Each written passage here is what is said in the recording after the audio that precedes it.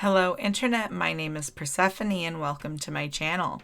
Today we're taking a look at 3 skinning farms from Vanilla WoW you can do to diversify your auctions. These farms tend to be underfarmed and therefore a good pick when looking to add something fresh to your farming list. I'll be going over what the items are, where to find them, what you use them to craft, and where to find the recipes. So no matter where in the creation process you like to sell, you'll find the information you need to do so. Before we begin, did you know I'm a full-time streamer over on Twitch? You can catch me there 2 to 6:30 Central Wednesday through Saturday and again at 10 p.m. on Saturday for lots of gold making and other casual WoW shenanigans. Now back to the farms. Our first item on the list is turtle scales, which are used for the 5-piece set of the same name. 4 pieces of the set are learned from the trainer, and the final piece, the gloves, can either drop from open world and dungeon mobs across Azeroth or bought from a vendor as a limited supply in Feralus for 35 silver. The faction-specific vendors are here for Horde and here for Alliance. It is also available for purchase from the auction house. These scales are deceptively easy to farm as there are lots of locations of turtles with them on their loot table all over vanilla Azeroth.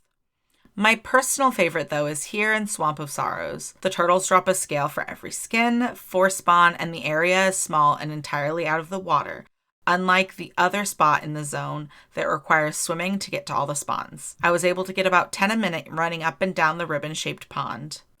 Next up is black dragon scales. These are used to create the chromatic cloak, whose pattern is no longer obtainable, but the pattern is BOE, so it's still purchasable via the auction house. The golden dragon scale breastplate, a BOP recipe taught from the BC leatherworking trainers in Outlands, and the black dragon scale set, whose pieces come from both vendors and rare drops in BRD. The 2 rare dropped recipes are the shoulders and leggings, the breastplate being purchasable from Plugger Spazrig in the Grim Guzzler, and the boots purchasable from Loctos Dark Bargainer, also in the Grim Guzzler. All but the boots are also purchasable on the auction house. These patterns being obtainable in Blackrock Depths, it will come as no surprise, in and around Blackrock Mountain is where you will find these scales. The only place to farm these consistently is here in Burning Steppes, killing the Black Dragon Spawn and Minyath, one of the quest mobs, though the drop rate is extremely low, and I'd only suggest doing this if you can unload the rugged and thick leather as well. The better option for quick yield would be to run Blackwing Lair, where on average a full clear with skinning will net you 40 black dragon scales.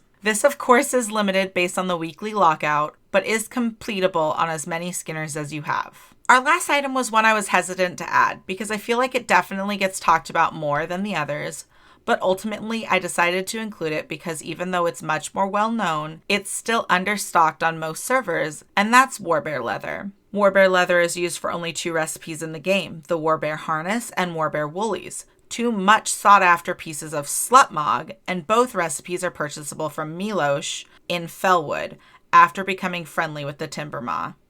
The Warbear harness has a farmable pattern with a different item ID that makes the same ID chest piece that can be bought and sold on the auction house. But if you're going to unlock the woolies, might as well get the harness there as well. The actual leather has 3 farming spots, 2 in Winterspring and 1 in Blasted Lands. All 3 are viable, but I tend to stick to the Blasted Lands farm myself because Wowhead comments direct people to the mobs in Winterspring, and I find less competition in Blasted Lands. The 3 spots can be found here, where you kill the Shardtooth Maulers, here, where your targets are the Rabid Shardtooth, and here, where your target is the Tainted Black Bears. Of the 2 in Winterspring, I tend to favor the Shardtooth Maulers because the area is a circle. These items aren't things you'll necessarily be able to farm daily, but a great way to bait sales on the auction house easily is to venture into markets not yet tapped to their potential, and these 3 are a great start. Farm each one for a while and you'll probably not need to farm for a few months, but you'll be exposing yourself to a market that you weren't before on the auction house with little to no competition depending on your server. Will you be trying these farms? Are you excited to add more crafts to your queue? Are you just a happy goblin knowing there might be more obscure materials you can buy off the auction house? Let me know. Thank you so much for watching. If you liked this video, make sure to hit the like button. If you want to see more videos by me, make sure to subscribe. And don't forget to comment any questions, compliments, or concerns you may have down below.